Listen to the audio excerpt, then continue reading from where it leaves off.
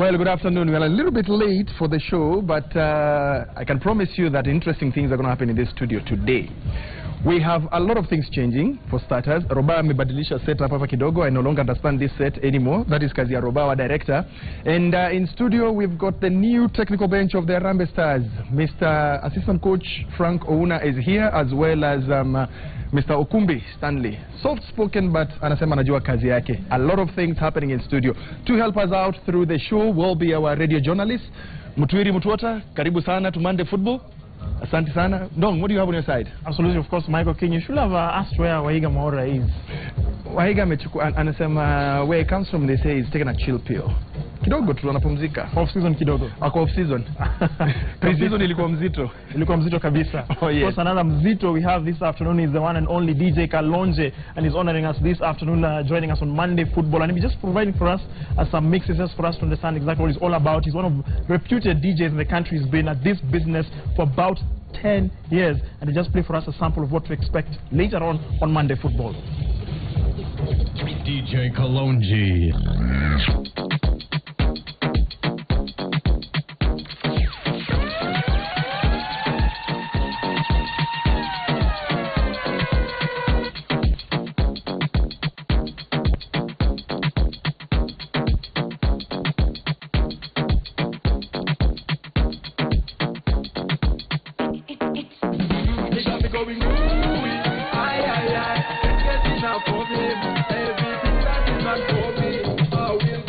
Well, thank you very much, DJ Kalonje. They're just providing for us of course, setting the scene for the show. And we begin with an update on the Kenyan Premier League. And remember, Gor Mahia FC were playing over the weekend, and they were playing against Rangers, Posta Rangers. And that match ended 1-1.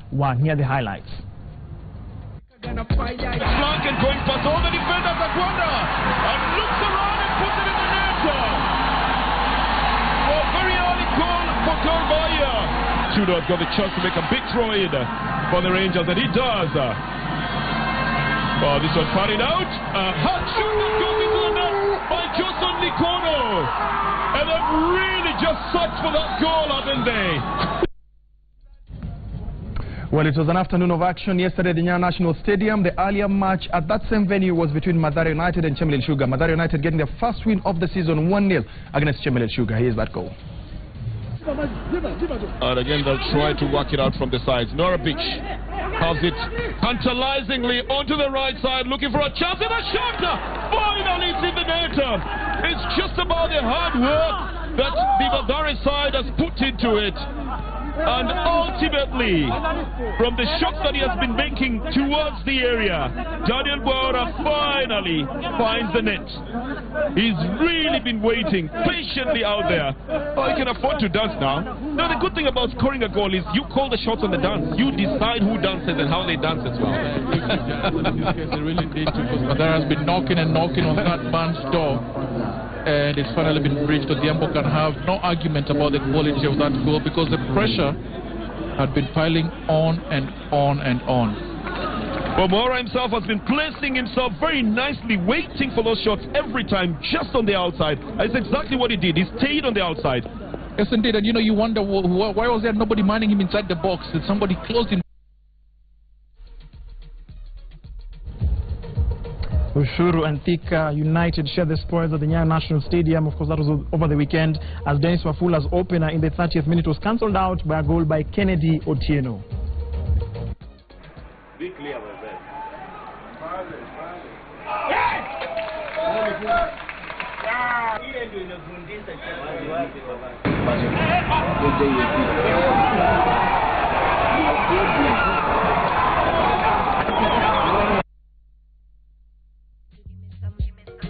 Well, it's a weekend of a lot of action in the SportPesa Premier League, and on Saturday it was the big guns playing in Machakos, Tusker versus Ulinzi Stars. Ulinzi Stars coming on top 2-0 in that match. But it seems like the shot, and it's a goal!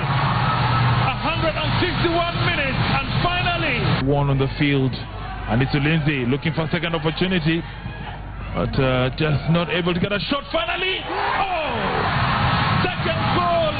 Matana knows the 3 points in the bag from debutants.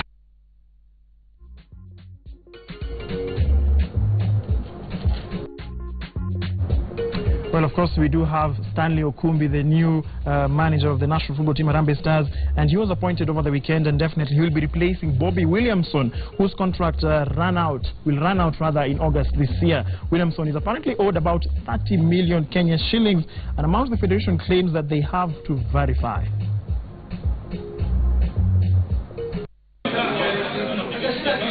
The FKF National Executive Committee met last Wednesday, and one of the main talking points was the composition of the Harambee Stars technical bench.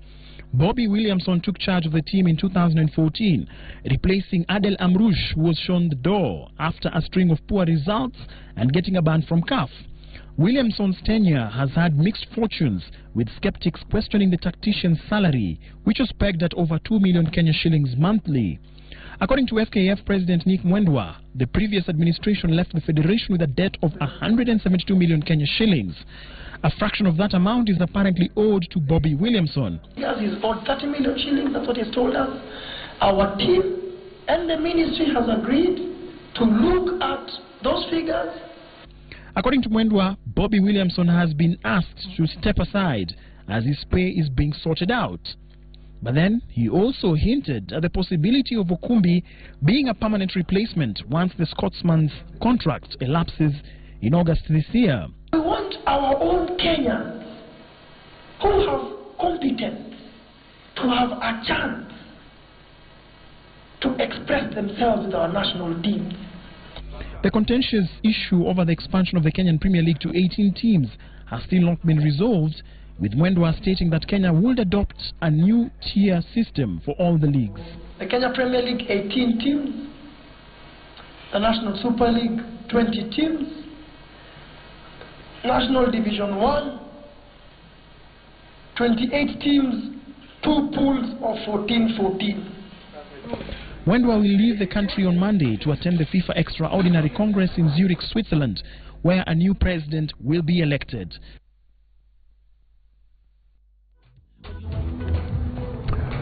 Well, this is the part we've been waiting for. This is where we engage our coaches, our guests in the studio. I've got a very interesting gentleman here. Remember last week when we had the Monday Football Show, we had the FKF president, Nick Mwendwa, and he said, we are going to be a youth-centric federation. That is the exact words that he used, youth-centric. And he said that from the national team to the technical bench and all through. And he said, maybe you're about to see a new technical bench for the Harambee Stars. Well, it took only 6 days for that to happen, and Stanley Okumbi is here with us today. Okumbi, Frank, karibuni sana. Hapa kuna tension, tuna relax. Tunapiga tu story mtaani. Okumbi, first question would be, guys are saying, Okumbi amerushiwa suicide. This is a big responsibility. How do you feel about it? I think to every trainer who is handling any team, his ambition, of course, is to coach, of course, the national team. Maybe after Kenya Premier League, now you can coach the national team. And of course, I'm comfortable with it and ready for the task. Ukiangalia national team, President alikuwa hint, if we go by what he said, youth-centric, where do you start? Are we looking at maintaining most of the players wale walikuwa pale, ama kuna wachezaji ushaangalia tayari unasema nimeiama kwa wachezaji fulani? Of course, the beauty is that Musa is there. He has been with the team.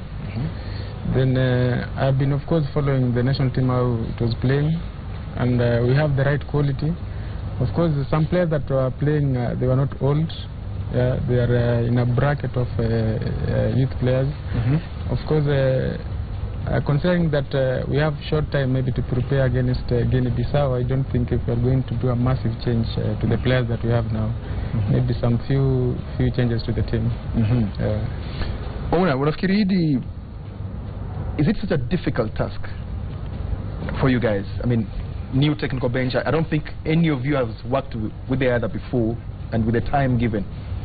What would be like for you? You'd say we've achieved half of our target from this Guinea-Bissau matches.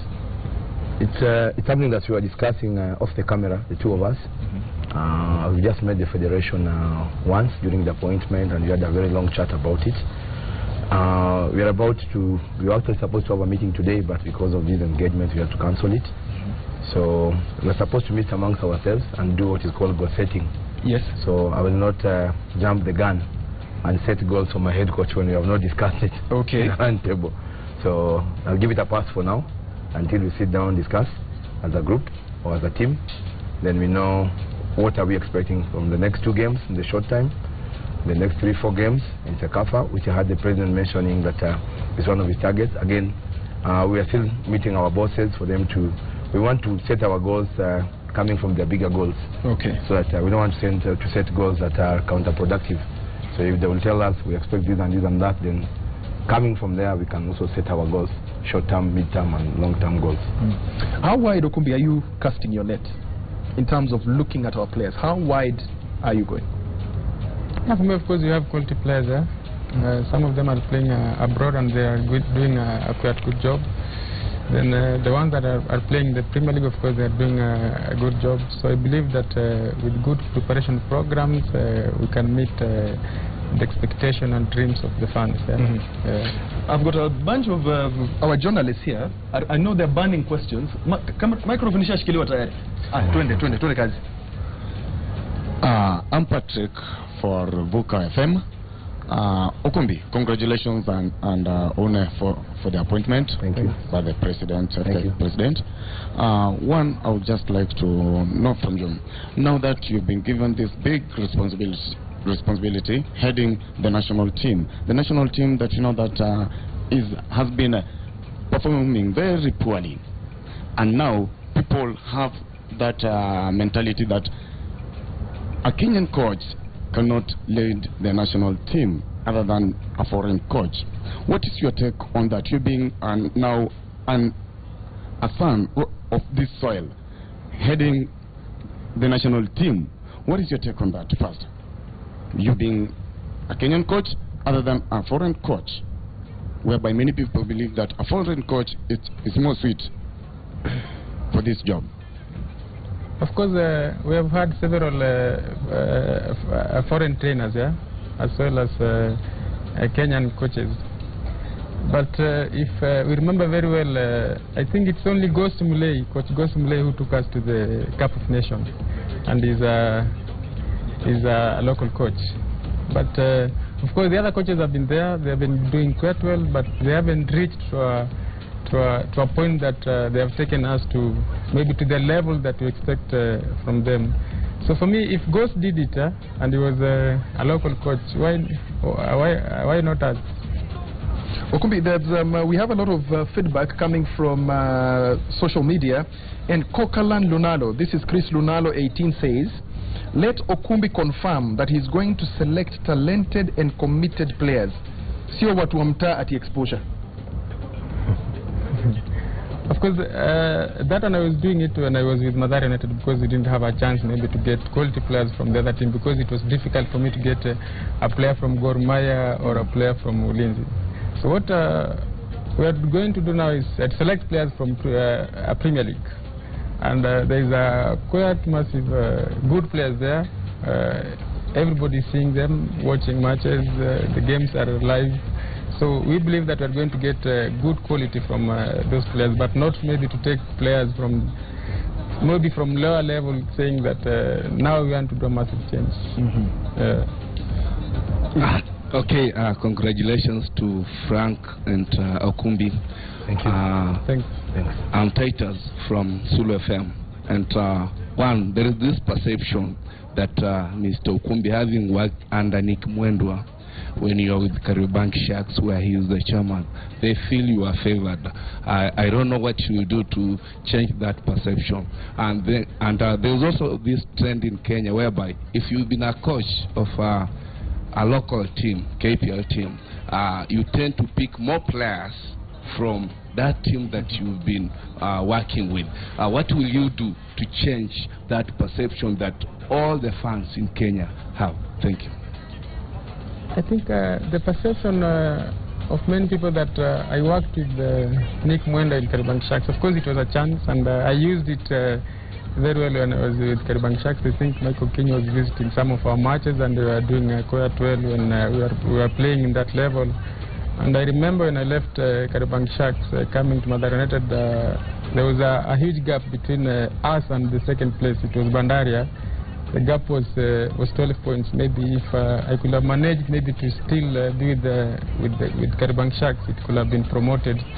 But before I joined Mathare United, even Nick didn't. I didn't want to go to Mathare United, but the way Mathare United were performing at that moment, Nick just told me, please go and help Bob. You have been with Bob with Maisa, so just go there and help him. Maybe the team will not be relegated, then class will be through. Then concerning the players, of course it has been happening that any local coach who is appointed to the national team, he'll always go to his players.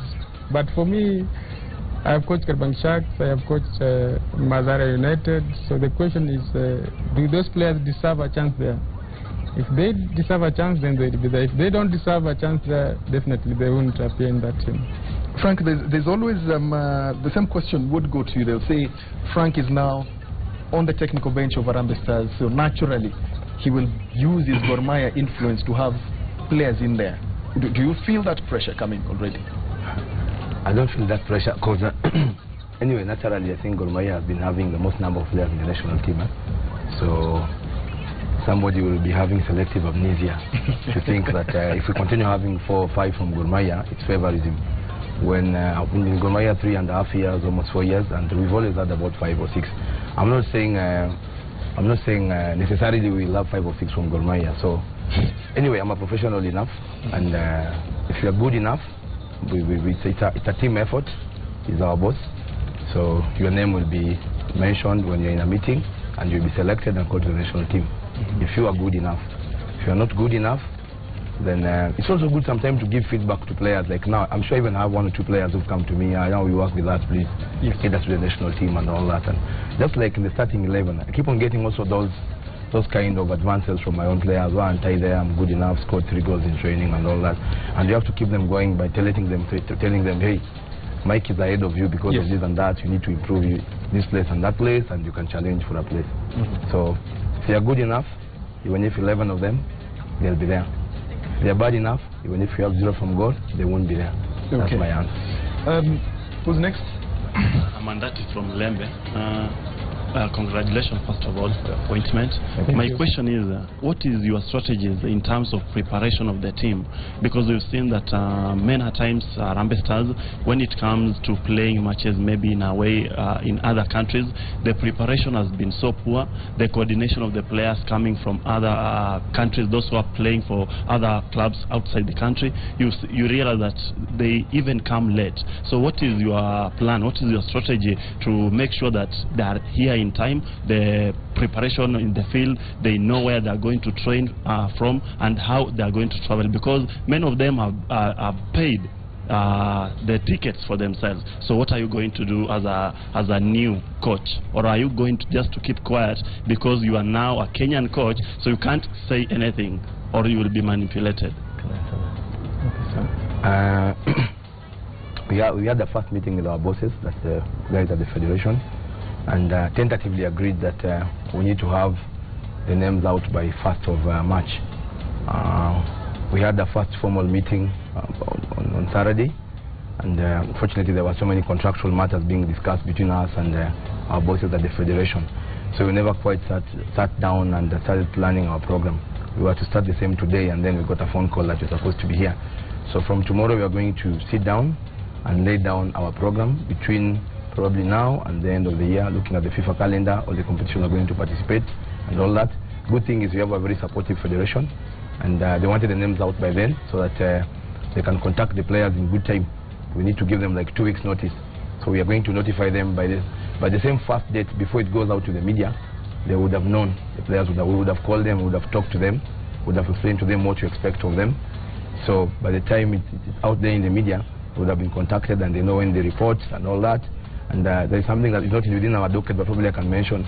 The intention is to have them travel in good time after their games, booked to and fro in advance, picked from the airport, brought to the hotel where we are and all that. So everything looks, our work will become far much easier. Everything looks very easy, but this idea of people getting stuck in airports and all that affects the whole preparation. So the full program is not yet out, but we have set dates or set dates of deliverables, but the full program is not yet out. For the next question, I've got a couple of feedbacks from Twitter. Junior Dalama says, Okumbi, what will you do differently from the other coaches before? Then Ephraim Ngugi says, time and resources are tough in Kenya and we have a shortage. What will you do about the resources? And then Kevin Makaveli says, our own product and FKF choice. Let's give the man a chance. Franklin Moses says, Okumbi is young and intelligent. I think he's the right choice together with his technical bench. Then Defrey Philims says, he's writing all the way from Qatar and says, please, I want Mohamed Rama Katana to be called to the national team. I'm sure coaches, you know about this boy. Mohamed Rama Katana is a boy who is at the Aspire Academy, and the last tournament that they played 2 weeks ago, he was the top scorer and MVP in a tournament that involved Inter Milan, Real Madrid, Barcelona, and I think Bayern Munich. So, Okumbi, can we handle that before we get to the next questions here? We'll start with the resources. I think concerning the resources, we'll try maybe to make to arrange a meeting with the federation next week. Of course, at the moment they are not around. Then I think after the meeting now we'll know what we have, what we will not have. I think after there now we'll move forward. On this boy, Mohamed Katana, do you feel we'll be putting a lot of pressure on him? 16-year-old, is doing well at the Aspire Academy, but is it the right age to bring him on board for the Harambee Stars? I remember even in the World Cup there's some players who played with 16 years. But now what we can do maybe is to make sure that at least we can invite him for the training. If we feel that he's okay, there's no problem. But because we don't have enough time maybe to try many junior players. But I think it's still right to invite him to the training. At what point are we inviting him? I think it's almost 2 weeks before 2 weeks, huh? Yes. Okay. Next person? Stanley, congratulations on your appointment. Thanks. Frank as well. Thank you. Your appointing authority, the president of the FKF, Nick Mwendwa, promised this country that we'll be in the World Cup at 2022. Do you think that is a realistic dream? And as for Frank, well, a part of the reasons why Kenya's Harambee Stars has not been performing well is the discipline amongst the players. We've had repeated reports of allegations of players doing all sorts and manner of things in camp. How do you propose to arrest this in your tenure? I think on the issue of discipline, I've been at Gor Mahia for 3.5 years, almost 4 years, and cases of indiscipline, if any, have been very few and far between. It's not solely on me, but I'm part of it. I think the starting point is a code of conduct for the players. I mean, it's like joining a school without knowing the school rules. Not sure whether tomorrow... Discipline is not just what we think about. Sometimes it's lateness in training, bringing the wrong kit, I mean, being late for team meetings, call it drinking, and all those are the extremes probably we think about. Not following instructions from the coaches is one aspect of indiscipline and all that. So I think the starting point will be we are talking to, but before then it's a code of conduct that the players must sign and abide to it, so that they know it in black and white. You know, the language most players or most players in the world understand is, I mean, hitting their pockets. So if somebody knows if I'm late for training, then if I go there 10 minutes late, I'll train, but I would have missed a whole day's allowance. If I do it twice in a row or two times in a week, then I miss the whole week's allowance, even if the other days I turned up early. So when you start hitting their pockets, even top professionals, they start behaving, because you can't start caning them. So you just are talking to and being strict and following the kind of code of conduct that you put down. I mean, I haven't had so much trouble at Gor Mahia, and I've handled very big players as well. So, and the good thing with this professional is they're very professional, in the true sense of the word. So you probably will have many problems dealing with players from the estates and all that. But them being called professional, they should be more professional than the other kind of players we're talking about. So I really don't expect much. Even in the recent past, I think we've had 1 or 2 incidences in the national team. It's not like it has been a harem or it has been indiscipline through and through. Yes, performances have been poor, but cases of indiscipline again have been very few. So it's not necessarily the list of my worries. Yes, it's my worry, but not prioritized, because there are more important things to think about. Okumbi, on the issue of 2022 as a realistic target? I think we trust our ability as trainers, yeah. Then the next one is that it's a realistic target, yeah, but only with the proper preparation programs. If we lay them down, of course, I believe that we can make it, and we have a genuine chance of qualifying. Just Steven says on Twitter, Coach Okumbi na kampole sana. I hope he's aggressive on the pitch. I have no confidence in him, but I hope he proves me wrong. This issue has been brought about so many times, Coach, that you're too soft. For me, I think football is practical, yeah? Here is theory. Then on the field, we do it. We play against tough teams and we manage it. So maybe because it's just theory discussion, we might be polite, but on the pitch, of course, we have been doing it for the past 10 years. Okay. Kianda. Maybe ungewaambia hivi. Ancelotti ni mpole sana, lakini ana title 3 za Champions League, including La Decima yenye Mike na Mukala ubrag sana about it. Oh yes, Real Madrid. La Decima. Kule Barcelona mtafika 10 mtu waongeleshe. Point 9 nyuma, lakini ni sawa. Anyway, Okumbi, tumekuwa na hii problem ya wakisema ti local coaches wana favor ma pro.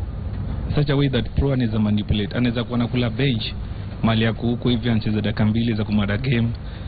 Hata kuna design una monitor huyu jamaa, but bado una overlook boy mwenanga in week out kwa KPL the name of kuchukua jamaa kwa sababu anacheza majuu ball. So kuna hizo story wanasema kuwa local coaches uangalie hiyo kitu sana, like huyu ni pro anacheza majuu, long as yupo na ndege anacheza professional football ataitwa national team. Alafu kuna boy moja maybe ametoka Kamega High, ameingia Homeboys pale, anacheza ball yake, anakanyagiwa chini na anacheza week out, lakini kwa sababu ule pro anacheza dakika 2 anacheza majuu ataitwa kwa timu. So mna plan ku deal na hii kitu aje. Alafu kitu ya pili, mna plan ku monitor hiyo talent ambayo iko nje vipi, kwa sababu Mugubi peke yake naweza sema tunamuona kwa week out, those I am suspended for 5 games. But hawa senyi wenye uletwa Kenya, mna mpango gani ya kuwa monitor wakiwa kule nje? Alafu kitu kingine ya mwisho, umesema Nick Mwendwa alikuwa advice enda Mathare, okolea Mathare, maybe alikuwa kwa shida. So nini itafanya juu kuna hii issue ya local coaches wanalipwa kidogo sana? Bobby Williamson umesikia juzi federation am on 30 million. So ni itafanya tuoneka vile wamechukua hivi maboys wake wa mtaa, maboys local tunataka kubuild talent. Ni itafanya tuone hawezi kwa manipulate haraka, because tumekuwa hata na issues kwa national team. Kijaribu kuziweka na mwambe anyi tulieni bana, nyinyi maboys wa mtaa mnaelewa hii. Hii itafanya tuone hamtakuwa manipulated. So hizo issue mbili mtamplan kumulita talent iko broad aje, na kitu ya pili mna plan ku deal aje na historia in case mko manipulated. I think nitajibu moja then coach wangu ajibu moja. So mimi hii case ya that professional players wana kwa favored. I think kuna wale makocha of course wanataka immediate success. Au wakisikia mapointiwa wanaanza kuangalia huyu anacheza Bulgaria, huyu anacheza wapi, anacheza English Premier League, but of course pia maybe hajakuwa kufanya follow up that anachezaji juu. Kucheza peke yake tu si issue, ana perform aje ndio issue. So kama wana perform fit, wana deserve chance, of course itawezekana, but kama pia anacheza na perform fit, then kwa sababu pia ukiangalia wale wachezaji wetu wenye wanacheza abroad wengi wa wachezi wanakaa bench. So wakikaa bench amesha fitness level yao iko chini. So wakikuja hapa na situation ni tight, ukiwapatia game then unaanza kuona maybe after 10, 15, 20 minutes fitness level yao imeenda chini. So kitu maana ni kufanya follow up that amekuwa akicheza magame. Kama amekuwa akicheza magame na kwa fiti ana deserve, then tutamuita. But pia tusite pia professional player mwenye atakuja kwa bench. So pia ndio problem tumekuwa tukifanya, tunaita professional players labda 9 then 5 wanacheza, 4 na kwa bench. So hao 4 mbona tusite local players wetu wenye wanakaa hapo, kwa sababu alan pia kutoka kule professional player mwenye anacheza. So maybe ni kitu pia tutafanya, of course, na kufanya pia follow up that wanachezaji, ni kitu tutaka pia na football president tumuulize kama tunaweza kwa either tunatuma scout wetu mmoja anafanya follow up ya magame. Think hiyo kama wata support na hiyo itakuwa sawa. The other issue was manipulation from kwanza hiyo unajua, I think guys have been unfair on Okumbi, because Okumbi yuko peke yake. Kiangalia president akitu unveil alikuwa very very clear akisema he's the first coach. Yes. Probably it's a concept that the media needs to pick it and interrogate it further and and get meaning out of it. The first coach, there is Musa, the second coach, I'm there, the third coach. So watu wakisema mtaani sawa, mimi wa Kariobangi, Musa sio Kariobangi. Mimi ni wa Mombasa, nimekuja Mombasa, nimezaliwa Mombasa, nimesoma Mombasa, kila kitu nimefanya Mombasa. So kama mambo ya mtaani already mimi na Musa tuko out. 2/3 are out. So that's out of the question. On the matter of manipulation, I don't know who will want to manipulate us. I've been at Gor Mahia long enough. If I would be manipulated, at that level, ingekuwa tuna lose and all that. Sijisifu, but I know I have a very big input in whatever has happened in Gor Mahia in those 3-4 years, including the feat we achieved last year. Frank, the question, I think he framed it wrongly. What I understand from his question, and it's something that has been happening, it's manipulation in these terms. I am a big player, right? In quotes, because I believe all players on the same level. If you're called to the national team, all of you consider them on the same level. But there's this notion of I am a big player, I'm playing in a certain league. When I come to the training camp, I come and tell the coaches, hey coaches, mazeni aje, hii mbota nimeget maju, ini yako, coaches, maze kuna zawadi yako hapa, lakini sasa unajua Mike ni best yangu. Kikosi kitajwa maze. Consider Mike, meka Mike kwa kikosi. Mimi ningependa nicheze na Mike hapa katikati, unaona tuko sawa na Mike na si mtu hili. That has been happening in the national team and it's a fact and we have to face it. So Frank, the question was, how do you safeguard against such, because it's going to happen? The positions we've been given, we've been entrusted with very big positions. Basically, it's more like an experiment, I would say, to people outside there, because you're representing the youth of this country. Tukifail, so that may fail my youth wengi sana, to end back probably or say, now bring the old men and all that. Let me give you my practical example where I work today. Yes. There have been those advances towards me by players signed or not signed, and if I would have wanted, I would have been compromised. Then the kind of performances you see currently where I am, they would not have been there, because it means you'll be fielding players not on merit but on other criteria. So why am I a coach of the national team? It's my dream, but it's part of my dream. My dream is not yet complete. I still want to go to the next level. You still want to go to the next level. How would you go to the next level? Pick the best players, make sure you win your games, the CV goes up, you have a chance of probably going out of this country. Once you go and manage this country in a Cup of Nations or in a CHAN and you go far and people see the kind of football you play and all that, you go outside there. I'm not yet, sijafika mwisho, sijafika. And so that is the kind of drive I have in me. Because najua, ukianza kwa compromise hivyo, then hata performance yako haiwezi kwa sawa. Because it means you'll be picking people based on other criteria. If it has been happening, probably that's part of the reasons why we don't perform. Because why would you have somebody very good, keep him out and put you in simply because you brought me a watch, I'm going to buy a jeans, I'm going to buy a perfume, and all that. To me, that's what is bullcrap. I cannot tolerate that. And I've been with him in training. We know each other very well, so I know the kind of a person I'm going to work with. I'm very principled enough. Ningejua naenda kuwaka na mtu fulani ningesema, hey, hujamaa siwezi work naye. Pengine ningeficha the real reasons, but ningejua behind the scene, huyu ni mtu anaweza kuwa kitu na mchezaji akamchezesha ama nini, but knowing Stanley, hata nimeshangaa sana tunasema Stanley ni mpole. You should see him on the training pitch. Yes. You should see him on the training pitch. We will pick it up from there, don't as we go on the break. Thank you, of course, Mike. A very insightful discussion there with the technical bench of the national football team, Harambee Stars, a youthful team, a lot of exuberance displayed there by the technical bench. I'll be interested in finding out, Mike Okinyi, later on in the course of the show, their views regarding their next international assignment that's coming up very soon. But this afternoon, we're also honored to have DJ Kalonje. And I'm interested in finding out ukienda labda kufanya a money transaction. Najua ukituma pesa jina yako inasemanga nini? Kalonje. They call me DJ Kalonje, but my real names are George Waweru. George Waweru. So hii maisha ya kuwa DJ ilianza wapi? How did it start? Ilianza back in high school. Nilikuwa entertainment captain. From there mdogo kuuza CD nini. So you started kulianzia chini kabisa? Yeah. Nilianza kwa streets, nilikuwa hoka. Nilikuwa nauza CD kwa barabara huko. Napatia wasee na make yangu. Na hapo ndo nilibuildia platform yangu. When did your break come? Uli transition lini kutoka kuuza CDs kwa streets to actually selling music kwa clubs? Because the CDs have actually very well renowned across the country. That is in 2010 and 2011 when I scooped Chagola Tini's award. Yes. That is where my big breakthrough was. Your kind of music, which kind of music do you like operating with? You know, there are DJs have various genres. Wengine wanapenda reggae, wengine wanapenda dancehall. I know you're supposed to be a jack of all trades, but unaweza sema yako ni ipi? As a club DJ, you know, you have to be all-rounded, yeah? Yes. But maybe, personally, I can say maybe some dancehall music can work for me. Okay, dancehall music. You'll be playing for us dancehall music in just a moment as we head into a break. But finally, I want to find out, you love football as well. You told me you like one of the local clubs. Which club is it? Kuna Gor. Alafu pia, of course, kuna Harambee Stars. Na if Canada naweza semenya Harambee Stars tumetoka mbali. Mimi nakumbuka nikiwa mtoi budangu alikuwa ananipeleka Kasa. Yes. Tuko na mechi na Super Eagles, then we can bring back the glory basically. Technical bench unaona iko hapa, unaona hii technical bench iko young, ni watu vijana wako na passion, unaiona iko vipi? Unaona hii technical bench inafaa kufanya vipi? Au wase tu ni tuseme pande ya formation kidogo. Pande ya formation inaweza kuwa true sana. But pia tupatie coach na crew chance. Because zenyewe ile kitu tulikuwa nayo. Tulikuwa very good at football na we can't blame one another, but all I can say, we can get our glory back. Okay, yeah. Support is the keyword. Thank you so much, DJ Kalonje. Of course, we'll be taking a short break for now. Monday Football will be back after this short interlude. It's time for a water break for me and Michael King.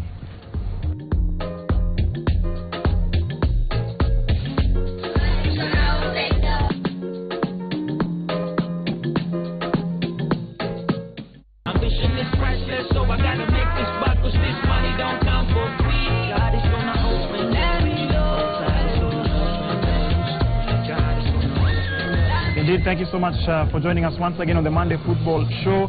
We've just taken a first half break and we're back to the second half. And we'll begin with an update on the local front. I remember we gave you the highlights of the weekend action. A lot of matches took place over the weekend. The biggest talking point was the fact that Gor Mahia is yet to actually win a match this season. But now let's take a look at the standings as far as the league is concerned. You can see there from the bottom, Ushuru FC, City Stars, Chemelil Sugar, Thika United, those are the ones who occupy the bottom 4 places. You can see they've played 2 games. They have a point each, meaning that the majority of the matches so far they have been drawing.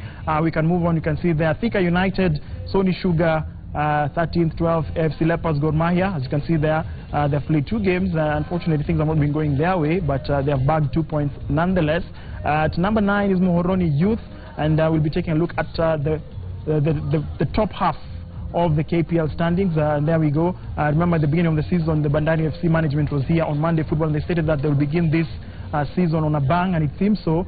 They have played 2 games and they are at the summit of the league standings. Coastal Rangers, one of the promoted teams, second. Third, the military side, Ulinzi Stars, they played over the weekend. They triumphed, they bagged maximum points, of course. And then there's Madari United, there's Sofapaka, Western Steamer, and KK Homeboys and Tuscan. Ideally, of course, the league standings will be changing, will be shifting in the course of the afternoon. Remember, AFC Leopards will be playing today in Awendo, and they'll be playing against Sony Sugar. So most likely those standings will change if Ingwe managed to reign supreme against Sony Sugar. Michael King. Well, that's right. And we cross the borders a bit. We go into the FA Cup where Chelsea beat Man City 5-1. That's all I can say. Let's look at those goals. Fabregas. In by Hazard, 1-0. A straightforward header by the man in the mark, Diego Costa. Iheanacho, and City might be in for an equaliser here, and they've got it. Sao Paulo forced it in. Hazard. Costa coming in from the left-hand side, but it's played in to Willian, who tucks it away. And Fabregas is onside. It's a great angle for the cross. Really hung up towards Zabaleta, can just get a glancing touch. That's hammered in. And he's done it. That will... And then goes Hazard. The ball's ended up in the back of the net.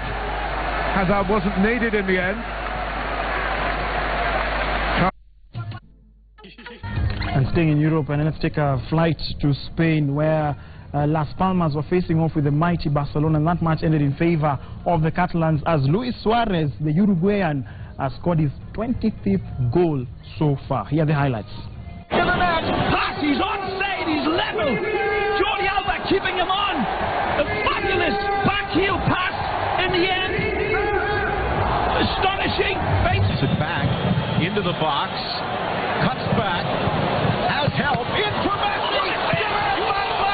The rebound. His run, he's onside, tracks back a little. Well, Real Madrid were also in action over the weekend, and their match against Malaga ended 1-1. Cristiano Ronaldo scored a goal, but unfortunately did not manage to score a penalty, so scoreline ended 1-1.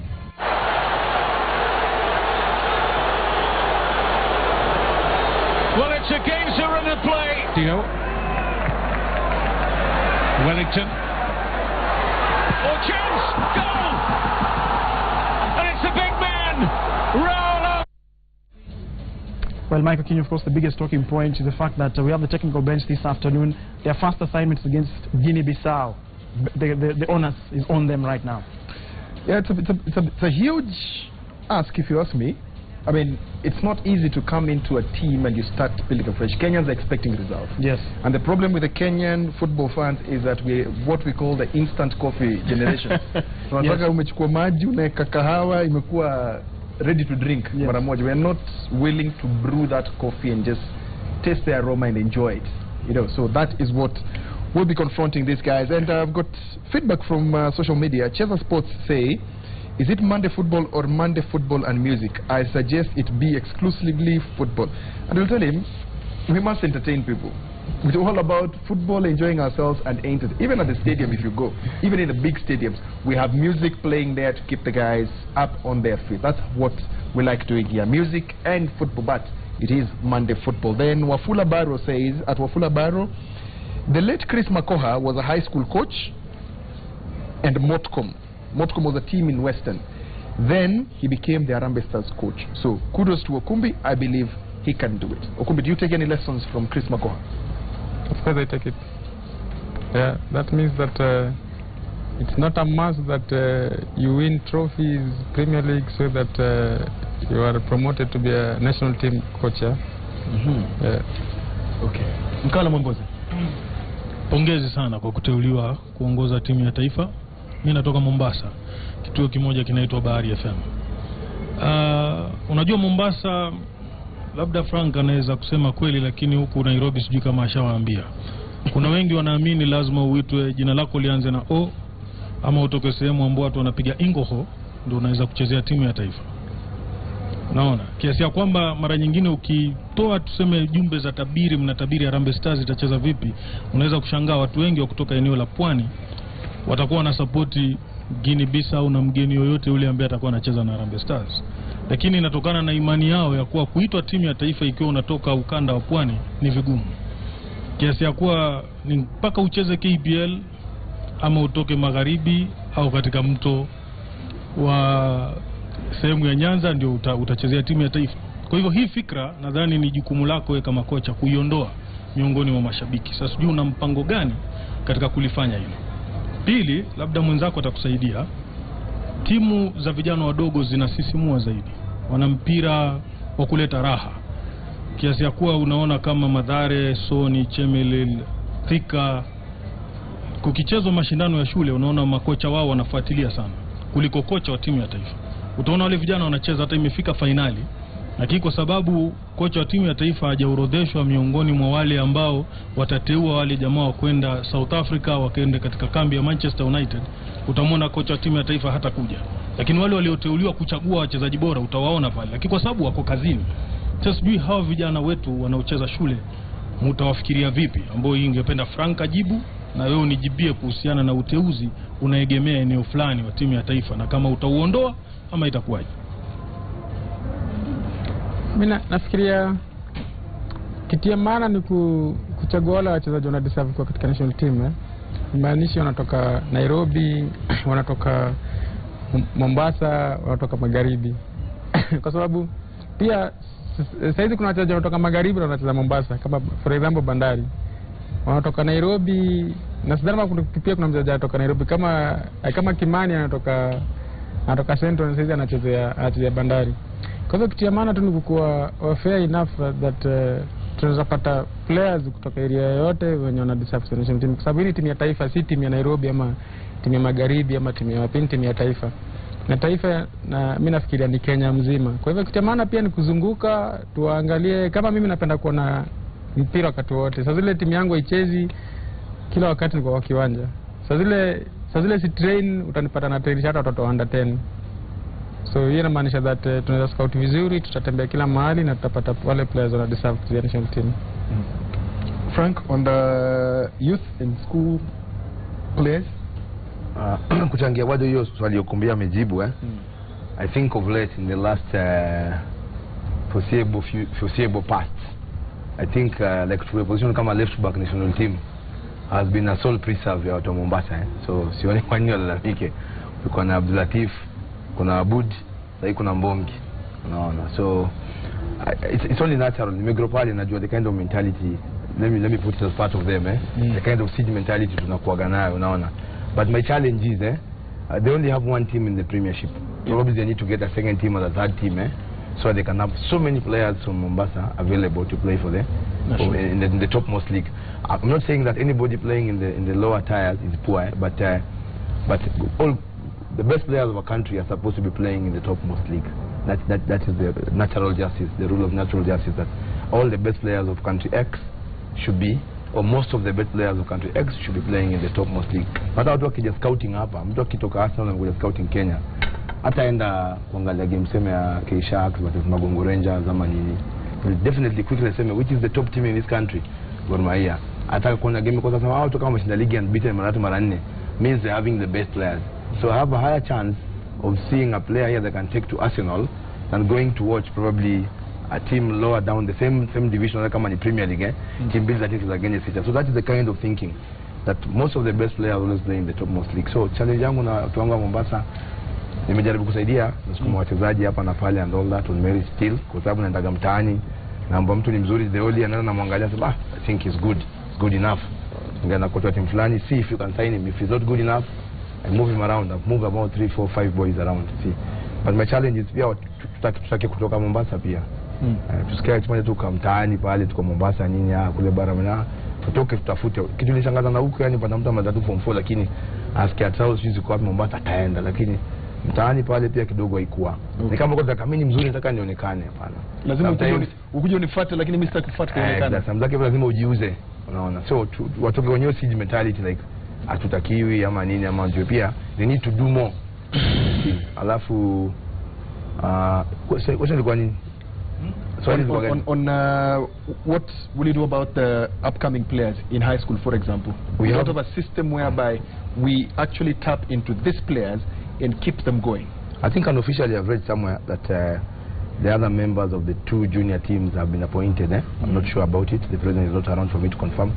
But I think you see this thing called division of labor. So like somebody had asked to angalau tutajua kwa majuu and all that, probably to incumbent upon us.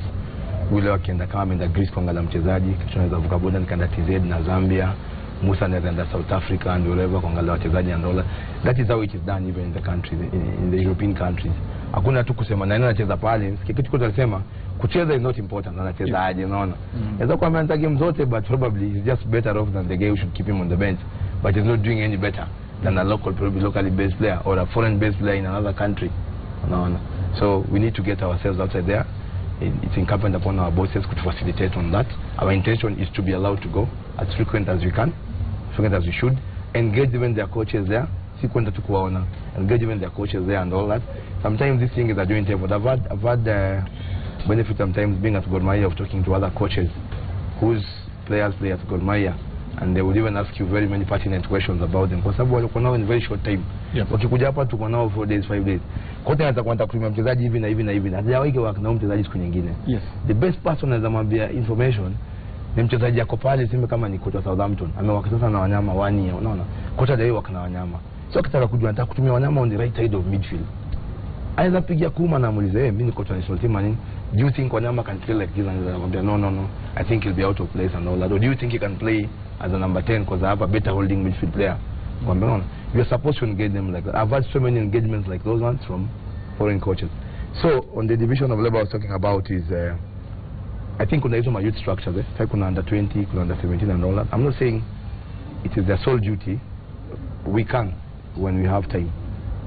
We can, because that is a part of our job description.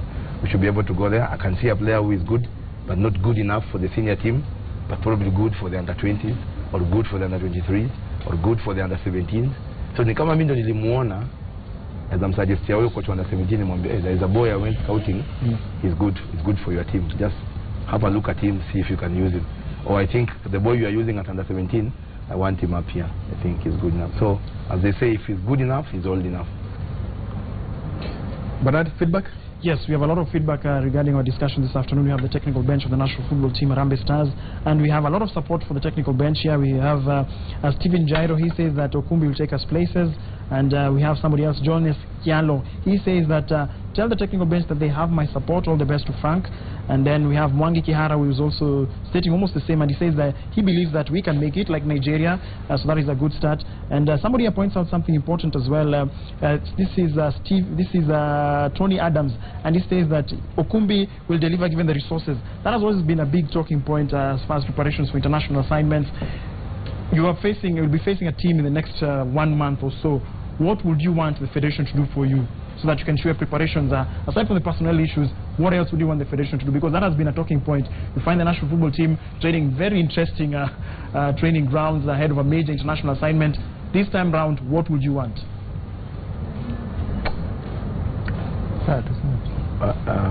We had a meeting, and we had put across it was the first meeting we had on Saturday. So first it begins with the kind of equipment that we need and all that. So we put across our proposal to the federation so that it can procure. Some of them are available locally, some of them have to be bought out of the country and be shipped here.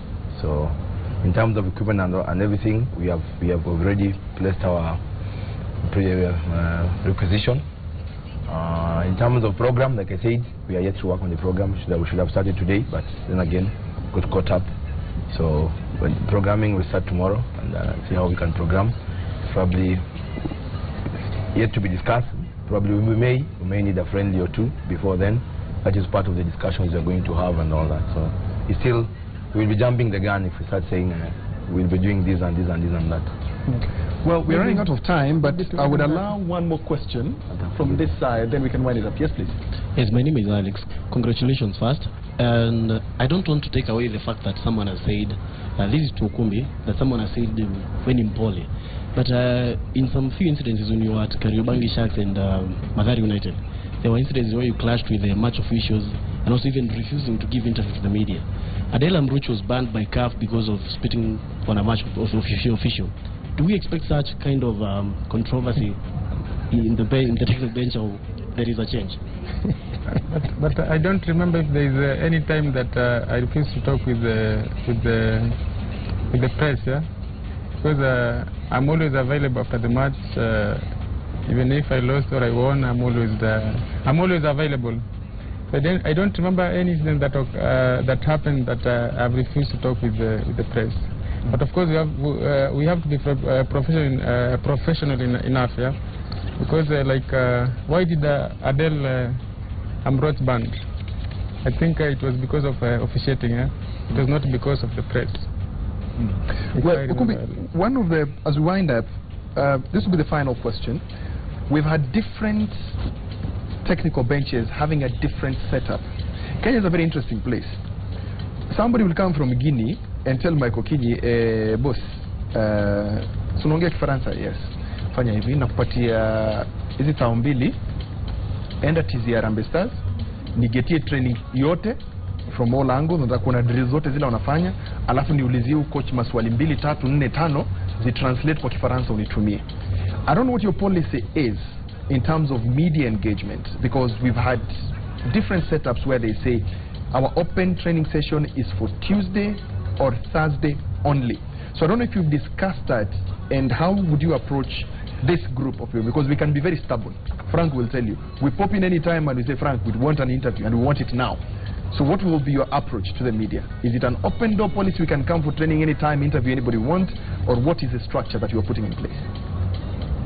I think that will be a collective discussion with my technical bench. Yeah? Of course, Musa has been there. He knows what happened there with the press. But the best thing is that there should be a time that press should come there, and I think they should tell us before, because they cannot just come in on the pitch and say that, okay, we need the coach come out from the pitch. We want to ask you a few questions. But if there is a time that maybe after the training or before the training, then of course it's possible you can talk with the press. But I'm not sure if someone like Guinea can come on the in our training session, maybe just to get information on how we are training, what is our setup, how we are planning to play Guinea-Bissau. So I'm not sure, but of course, being in mind that we have Musa Otieno, who has been there, he has enough experience, I think we are okay. Okay. Thank you very much, coaches. We appreciate. All we can say is count on us. We'll give you all the support that you want in case you need anything that you need, especially on Qatar. I've got a few videos that have been sent, actually. I've just looked at my email right now. There are videos that have been sent. I watched him in Qatar, so maybe I can, like coaches says, I mean, Frankie, you're the one who said, I watch a play in under 17, I think is good enough for the senior team. You pass it on. So any information we have, you can count on us. We'll give you that information. But thank you very much for joining us in studio. And Ndong, can we wind up with Kalonji? Kwanza tupatie mix zile anafichaga huko chini. Nataka before he does the mix, of course, we also want to thank our colleagues there from the respective radio stations. Thank you so much for providing your insights and those probing questions. DJ Kalonji, nataka kusema asante sana. And we wind up, Michael Kenya amesema nataka mix kidogo, na mimi nataka mix ambayo ita wind up show yetu. Thank you so much for joining us this afternoon on the Monday Football Show. Enjoy the rest of the afternoon, and definitely we get, of course, Monday Football next week. Michael Kenya, Wahiga Maura perhaps will be back in action after his unexpected off-season break.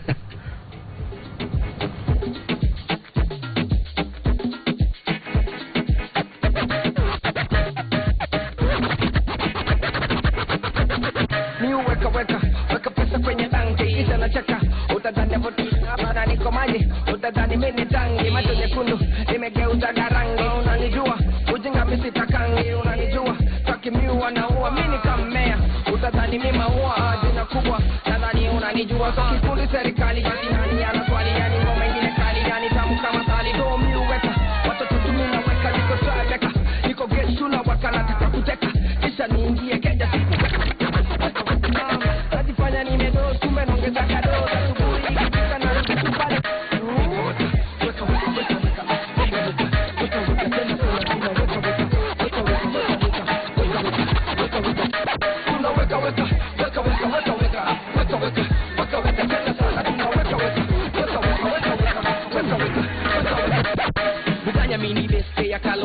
Nina mapesa nimeweka kwenye uolenje.